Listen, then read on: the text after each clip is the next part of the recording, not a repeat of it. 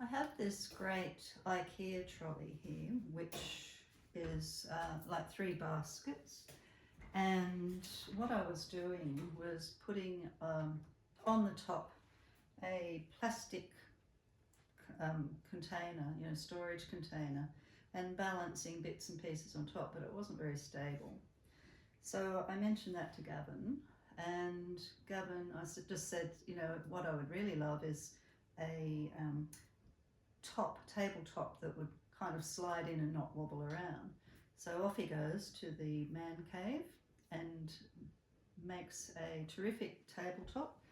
And so this is it here, and you can see that it's got sides that slide into the basket and hold it stable, and he's put a non-slip foam top on top. So there we go, slides in, very stable, and it gives me a lot more surface room than what I had before. So I can put my painting palette on, my water container, spray bottle, mediums, paints, brushes. It's terrific. I'm really impressed. How about you?